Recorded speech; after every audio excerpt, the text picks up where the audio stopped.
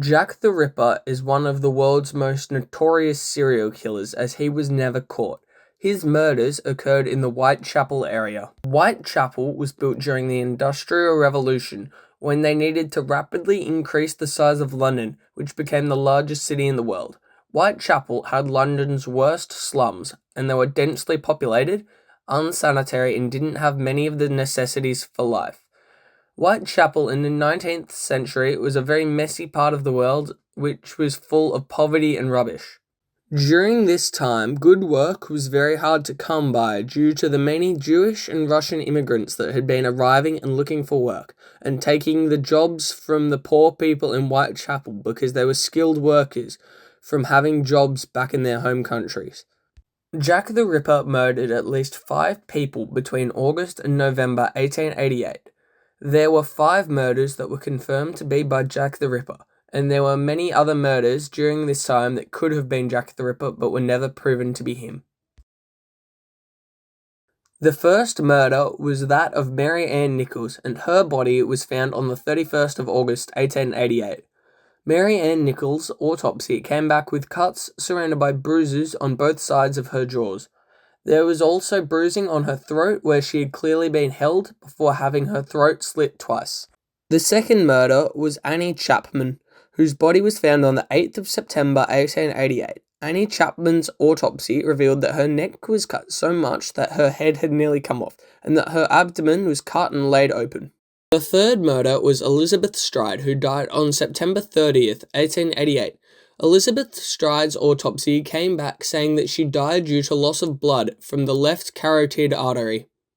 The fourth murder was on Catherine Eddowes, and she was also murdered on the 30th of September 1888, and her autopsy report said that she died due to a hemorrhage on the left common carotid artery, as seen in the source. The fifth and final confirmed murder of Mary Jane Kelly was on the 9th of November 1888. And her autopsy report revealed that her breasts got cut off and had her arms and face jabbed out. Mary Jane Kelly's autopsy report was lost until 1987. The similarities between the murders are that they all occurred really early in the morning or really late at night, and the fact that they were all prostitutes and occurred in the same area as seen in the map. The autopsies revealed that they were all murdered in a very specific way, including the stabbing of the face and slitting of the neck. The investigation on Jack the Ripper was thorough, but not thorough enough to catch the killer, as he was able to get away with 5 murders over a very short space of time.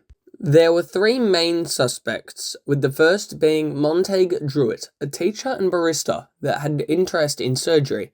He was believed a suspect as his cricket schedule lined up perfectly with the times and dates of the murders. There were also many other circumstances that made him a top suspect.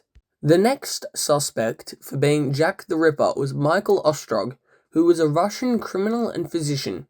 He was a main suspect due to being a swindler with a profuse police record, who perpetrated multiple scams and frauds, and he committed suicide, which led the police to believe that it could have been him.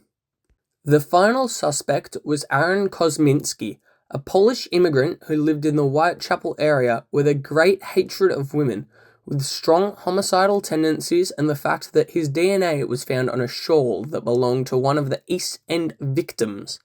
The way that they did the investigation was by tracing suspicious people who were seen at the time of the murders, looking into the whereabouts of people already known to the police, and questioning prostitutes. The flaws in this way of doing it was if the person that did it wasn't seen doing it and wasn't in the police files, then they were more likely that they weren't checked by the police. Yes, some of the theories that are presented were valid, but there is always going to be a way to get out of this on technicality, but you need to try and get rid of the loopholes and investigate everybody, not just the people that are already on the police records, because it would have been too risky for them. But they are valid as they looked into the people who were seen at the time and seemed suspicious, which is a great thing to do in a murder trial. Modern day theories have increased the number of suspects up to 7, but the 3 original main ones still stand. I believe that it is Montague Druitt, as he was interested in surgery, so he knew how to not get blood on his clothes, and the fact that his cricket schedule lined up so perfectly with the murders. But this is my decision, so feel free to go and make up your mind for yourself.